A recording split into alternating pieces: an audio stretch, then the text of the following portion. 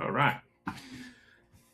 Going well, going well. All right, Dr. Peter Noel here, board certified veterinary radiologist, going to give you some rapid fire case just to kind of keep you sharp. I would consider this a pretty straightforward radiograph, but maybe you won't, so don't feel ashamed. And I'm going to give you 10 seconds here to try to formulate an opinion. Right lateral view, left lateral view,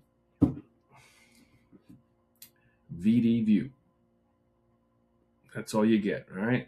Let's party. Dog's expiratory, doesn't matter. Dog's rotated, doesn't matter, okay? You've got an alveolar pattern right here. If you were to draw an oblique line through the cardiac silhouette, if you have an alveolar pattern, air bronchogram, air bronchogram, air bronchogram. If the lung pattern is cranially and ventrally distributed, top three differentials, pneumonia, fourth differential pneumonia, maybe pulmonary hemorrhage, but pneumonia, pneumonia, pneumonia. Left lateral view, here's an alveolar pattern with an air bronchogram, right middle lung pneumonia. Flip the dog on his back. Here's the sternum.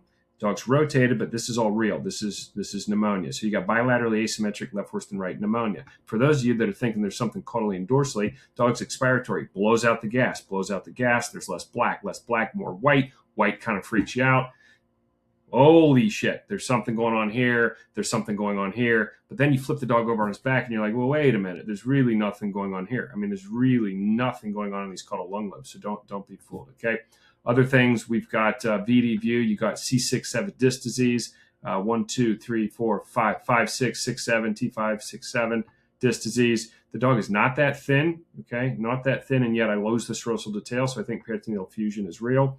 Think pancreatitis, hemorrhage, sepsis, portal hypertension, biliary, bile, peritonitis, you name it. Retroperitoneal mineral right here. There's a scattered sort of distribution, so it's probably not adrenal, probably renal. Based on its superimposition of the retroperitoneal space, probably not GI. So this is pneumonia, disc disease, peritoneal effusion. Do an abdominal sonogram so you can harpoon that peritoneal fluid and try to figure out the source. Treat them for pneumonia, make them feel better. All right, stay handsome.